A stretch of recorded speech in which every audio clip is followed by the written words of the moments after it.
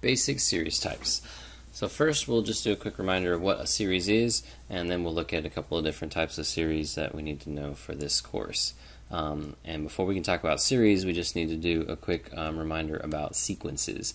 So if we remember that a sequence is just a list of numbers that has some kind of pattern to it.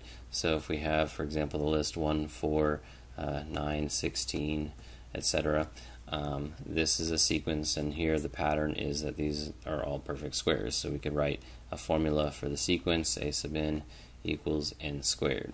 A would be the name of the sequence. The subscript n is like the independent variable or the index that tells us which number in the list we're referring to, and n squared is the formula that generates the numbers in the sequence.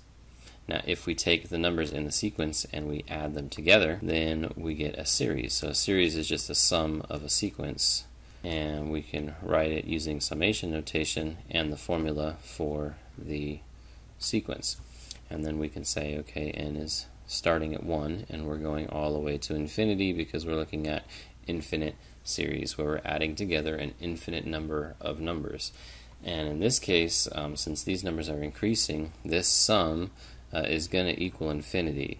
But that's not always the case. Sometimes when you add together an infinite number of numbers, if they're decreasing at a fast enough rate, then that sum can actually be finite. In the case when we have the infinite sum here where it equals infinity, this is what we would call a divergent series, so we say that this series diverges.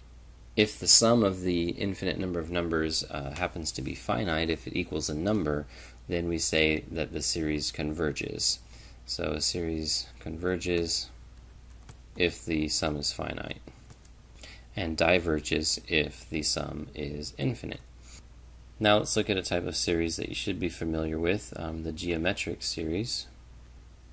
So the pattern for a geometric series is going to be a multiplication pattern. Each number in the sequence is going to be equal to the previous number multiplied by some common ratio. So looking at this pattern right here, we can figure out by actually working backwards that we're multiplying by 3 halves each time here, times 3 halves. Same thing here, the pattern is times 3 halves.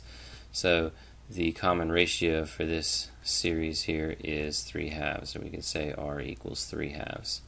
And we can write the formula for this particular geometric series by taking the first term, which is 2, multiplying by the common ratio 3 halves, raising it to the nth power. So it's basically an exponential formula here.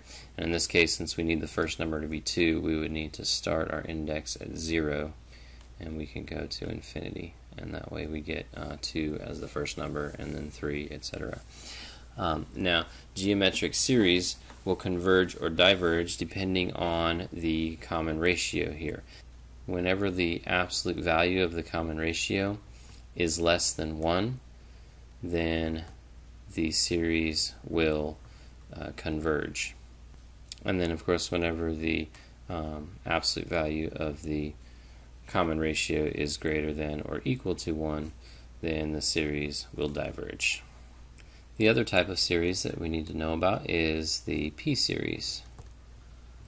And so the p-series has the form 1 over n to the p, where p is some real number.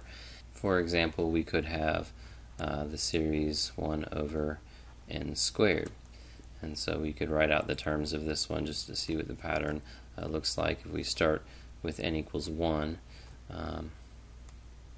can't start with n equals 0 because that would be undefined for that first term there.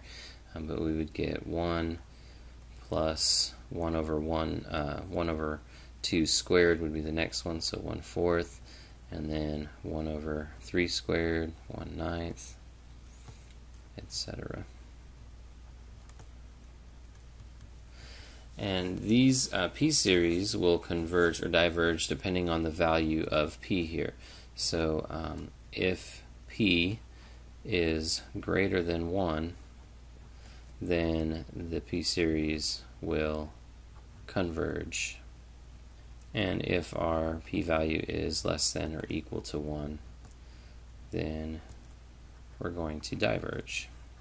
And we have the special case with the p-series when p equals 1, and then it has a special name. So the series that you get when you take a p-series with p equal to 1, which would be the sum of just 1 over n to the first, or 1 over n, this is called the harmonic series. And the harmonic series, because p is equal to 1, is always going to diverge.